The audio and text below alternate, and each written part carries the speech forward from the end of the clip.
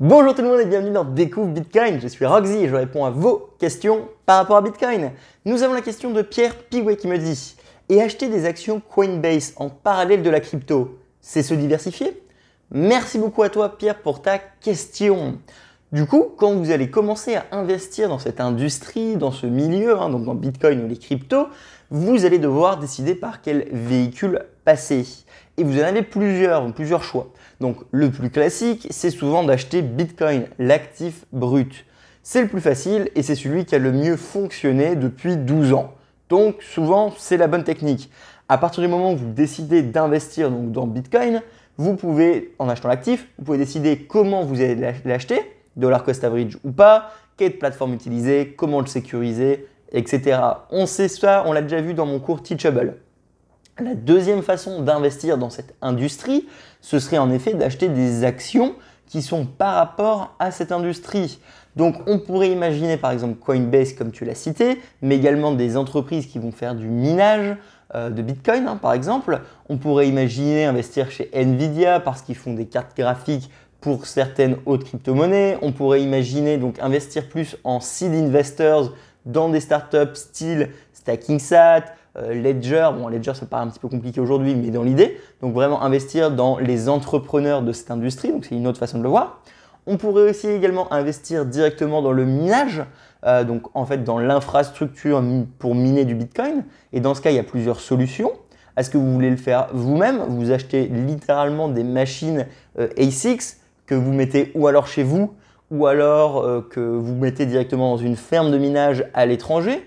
Est-ce que vous voulez finalement déléguer tout ça à une entreprise qui peut faire ça pour vous? Et dans ce cas, finalement, vous payez une entreprise qui va s'occuper de gérer du minage pour vous à votre compte. Est-ce que vous voulez vraiment avoir une exposition directe à l'actif Bitcoin ou peut-être avoir un contrat Bitcoin? Un petit peu comme on peut avoir des contrats d'or, on peut avoir des contrats Bitcoin. Donc dans ce cas, ce serait investir dans des ETF Bitcoin. Alors je ne pense pas qu'il y en ait en France, mais je sais qu'il y en a beaucoup au Canada. Voilà, ça c'est une autre façon d'investir. Donc en fait, il y a plein de façons différentes d'avoir une exposition au monde des cryptos. On pourrait très bien aussi shorter finalement les banques ou alors les monnaies fiduciaires, parce que pourquoi pas, c'est simplement une façon indirecte de parier sur Bitcoin. Mais peu importe comment donc, tu vas décider d'investir dans ce milieu, et donc pour répondre à ta question, ça comprend acheter des actions Coinbase, qui sont finalement donc, un échange qui est devenu public, ça reste quand même misé sur la même industrie. Du coup, toutes ces activités indirectement sont corrélées. En fait, si Bitcoin se met à cracher très fortement, si le vent tourne et qu'on part en bear market, donc on change simplement la tendance du marché, toutes ces industries, toutes les façons dont tu vas investir, tu as décidé d'investir, vont souffrir quasiment de la même façon. Ça veut dire que ça va baisser en bourse, ça veut dire qu'il va y avoir moins de rentabilité et ça veut dire que ton prix va baisser. Alors, ils auront toutes des variantes, donc c'est très intéressant si tu as un plus gros portefeuille ou si tu t'y connais un petit peu plus, d'avoir à l'intérieur de ta diversification de portefeuille financier qui est donc Bitcoin, à l'intérieur de celle-ci, une rediversification dans différentes classes d'actifs. Parce que comme ça, tu as ton portefeuille financier avec des actions qui n'ont rien à voir avec le milieu des cryptos ou de Bitcoin. Tu as de l'immobilier qui est entre guillemets pas non plus quelque chose à voir. Tu vas avoir de l'or par exemple, tu vas avoir de la monnaie étrangère, etc., etc. Tu vas avoir un portefeuille financier complet. Dedans, tu vas avoir donc une section avec un pourcentage prédéfini qui va être Bitcoin, puis une autre section qui est crypto. Pour moi, c'est deux industries différentes. Et donc, dans cette sous-section Bitcoin, où tu décides par exemple au pif de mettre 15% de ton portefeuille financier dans Bitcoin, tu peux très bien décider que pour réduire davantage les fluctuations par rapport à Bitcoin dans ces 15%, de dire je vais mettre 10% dans l'actif brut Bitcoin et puis 5% dans d'autres solutions. Donc dans mes 5%, je vais mettre 2% dans du minage, 2% dans des ETF pour avoir une liquidité plus rapide en contrat Bitcoin par exemple, ça se fait pas mal généralement. Et après, je vais mettre 1% dans des startups ou alors en bourse dans des entreprises qui pourraient profiter de cette révolution, tout simplement. Donc, À partir de là, ton portefeuille financier a une sous-section qui s'appelle Bitcoin, ce qui est complètement normal vu que tu l'as diversifié. Donc là, il y a différents actifs non corrélés. Donc si jamais l'industrie de Bitcoin se met à cracher demain et va à zéro et meurt, tu as perdu 15%. Par contre, tu as toujours ton immobilier, ton or, tes actions. Donc tu as diversifié le risque. Ce qui n'est pas du tout pareil, encore une fois, de tout mettre sur des altcoins. Ça, c'est pas diversifié. Je l'ai déjà expliqué plusieurs fois. Je vous invite à regarder Bitcoin Maximalisme, ma dernière vidéo un peu plus longue, où on explore le sujet de ça. Et donc ça crache, donc tu as toujours le reste. Par contre, à l'intérieur de ce portefeuille, si jamais ça crache, ça ne va pas à zéro, on va dire, mais juste ça crache fortement, et bah comme tu as diversifié, finalement, tu n'es pas 100% lié au prix du Bitcoin, parce que si Bitcoin crache 80%, finalement, peut-être que tes actions, c'est même sûr, tes actions Nvidia ne vont pas crash 80%, ils vont peut-être perdre 20%, mais ce sera une moins grosse perte que les 80% que Bitcoin a pris dans sa tête, on va dire. De la même façon, le minage va continuer à te générer des bitcoins plus régulièrement. Donc en fait, finalement, le minage, tu as investi pour avoir une rente en bitcoin, vu que c'est une sorte de dollar cost average avec un coût initial. Tu as investi dans les machines, mais une fois que tu as la machine opérationnelle et qui tourne, tu auras des coûts d'électricité et d'entretien et de maintien, mais finalement, ça va te procurer des bitcoins qui vont venir grossir ton sac qui, lui, a perdu 80%. Donc voilà, c'est complètement une façon de voir son portefeuille Bitcoin. C'est peut-être un peu plus poussé, c'est pour ça que j'en parle pas beaucoup dans mes vidéos. Mais évidemment, sachez que si vous êtes intéressé à cette industrie, je vous invite à regarder la vidéo donc 2.2 sur l'industrie du Bitcoin si besoin, vous allez vous rendre compte qu'il y a beaucoup d'éléments différents qui vont autour de Bitcoin. Et donc vous pouvez très bien, on peut appeler ça de la diversification de positionnement finalement. Je ne sais pas les mots français en fait, je suis désolé, par rapport à Bitcoin. Comme ça, si Bitcoin crash, vous avez moins de pertes parce que vous êtes sur d'autres éléments. Par contre, si Bitcoin monte très haut, vous gagnerez moins également. C'est complètement normal parce que si Bitcoin fait 1000%, Nvidia ne va pas faire 1000%. De la même façon que le minage, ça va être plus long terme.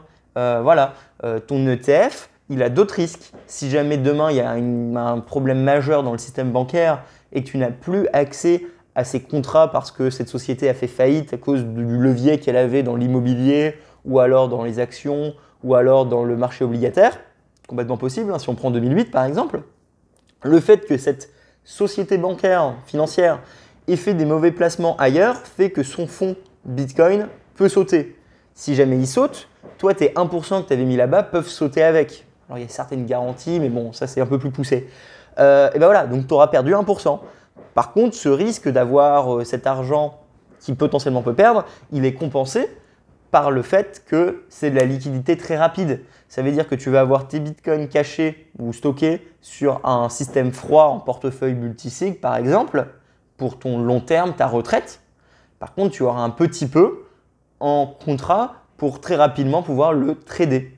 Tout simplement, c'est une façon de voir son portefeuille financier. On pourrait même aller beaucoup plus loin et subdiviser tes bitcoins, donc tes 10% que tu as mis en bitcoin, on peut les subdiviser en se disant, nos 10%, on va mettre 8% sur du très long terme, HODL, multisig, où où c'est moi qui garde tout, et on va mettre 1% sur un échange pour avoir une liquidité plus rapide, et 1% sur un portefeuille Ledger qui est dans mon tiroir.